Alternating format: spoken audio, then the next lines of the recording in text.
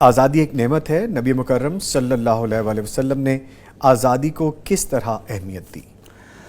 سبحان اللہ۔ نامی صاحب، آپ صبح کو اٹھیں جی، اور آپ اپنے گھر کا دروازہ کھولیں، گاڑی میں بیٹھیں اور پورا پاکستان گھوم کے شام کو واپس آ جائیں اور آ کر کہیں الحمدللہ میں گھر پہنچ گیا۔ یہ آزادی ہے۔ یہ آزادی ہے۔ آپ گھر میں موجود ہوں اور باہر نکلتے ہوئے خوف محسوس کریں، باہر گئے ہیں تو گھر والے خوف محسوس کریں، تو یہ ہے قید۔ یہ تھی غلامی جس سے اللہ کے نبی صلی اللہ علیہ وسلم نے ہر مسلمان کو بھی آزادی دلوانے کی کوشش کی، حتیٰ کہ جو مسلمان نہیں تھے مختلف طریقوں سے، مختلف ذرائع سے ان کو بھی آزادی دلوانے کی ترغیب دلائی۔ حتیٰ کہ عبداللہ بن عمر جیسے رسول اللہ صلی اللہ علیہ وسلم کے محب جانثار، انہوں نے اپنی زندگی میں 1000 غلام آزاد کیے، اور حضرت حکیم نظام رضی اللہ تعالیٰ عنہ انہوں نے مسلمان ہونے سے پہلے 100 بندے اور مسلمان ہونے کے بعد بھی 100 بندوں کو غلامی سے نجات دلا۔ تو اللہ کے نبی صلی اللہ علیہ وسلم نے جب تعلیمات دینی شروع کی جی، تو کسی مسلمان سے غلطی سے مسلمان قتل ہو گیا تو اس کے کفارے میں شامل کر دیا کہ غلام آزاد کرے۔ اگر کسی نے اپنی بیوی سے زہار کر لیا ہے اس کو بھی کہا کہ غلام آزاد کر دو۔ کسی بندے نے قسم کھائی اور توڑ دی، اس کے کفارے میں بھی شامل کر دیا کہ غلام آزاد کرو۔ حتیٰ کہ یہاں تک فرمایا کہ وہ شخص جس کے پاس ایک لونڈی ہو، فیمیل، اس کی وہ اچھی تربیت کر کے مسلمان کر کے اس کو آزاد کر دے اور پھر اس سے شادی بھی کر لے تو اس کو ڈبل اجر ملے گا۔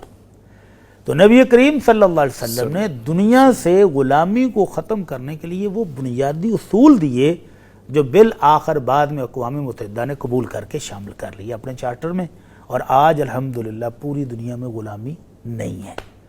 تو اس میں نبی کریم صلی اللہ علیہ وسلم نے غلاموں کو آزاد کرنے کی نہ صرف ترغیب دلائی بلکہ بعض دفعہ حکم بھی دیا۔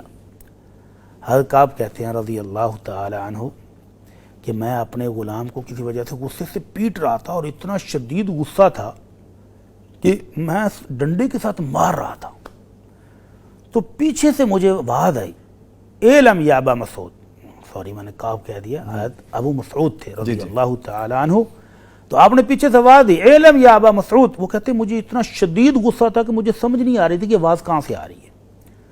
پھر آواز آئی اعلم یا ابا مسعود للہ اقدر علیک منک علی ھذا الغلام، تم سمجھتے ہو کہ تم آقا ہو، سردار ہو، مالک ہو، اس غلام کے تم مار سکتے ہو؟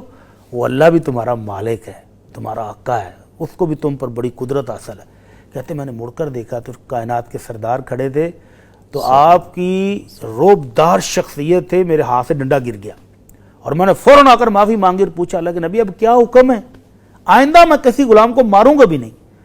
تو آپ نے فرمایا اور کچھ کہنے لگا جی میں اس کو آزاد کرتا ہوں اللہ کی رضا کے لیے بھی۔ فرمایا اگر نہیں کرتے تو جہنم کی آگ تیار تھی۔ اللہ اکبر۔ تو اس طرح سے آپ نے اپنے صحابہ کو شوق دلا کر، ترغیب دلا کر غلامی سے نجات دی کہ آزاد زندگی کی نعمت سے یہ بھی بہرہ مند ہو سکیں۔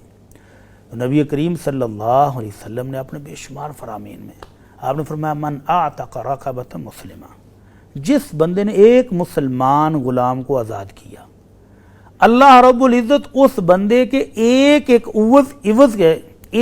عضو کے بدلے اس آزاد کرنے والے کے ایک ایک باڈی کے پارٹ کو جہنم سے آزاد کر دے گا۔ اللہ اکبر۔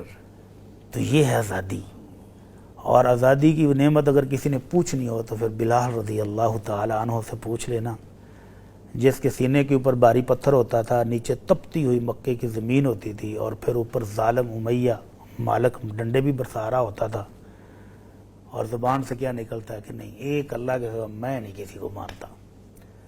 تو پھر جب ان کو آزادی دلائی گئی تو پھر ساری زندگی انہوں نے جو قدر کر کے دکھائی وہ ہے اصل آزادی۔ سبحان۔ تو اللہ نے ہمیں بن مانگی، ہم جس نسل سے ہم تعلق رکھتے ہیں، ہم نے تو آزادی ہی میں آنکھیں کھولی نا، تو ہمیں تو اور بھی زیادہ قدر کرنی چاہیے۔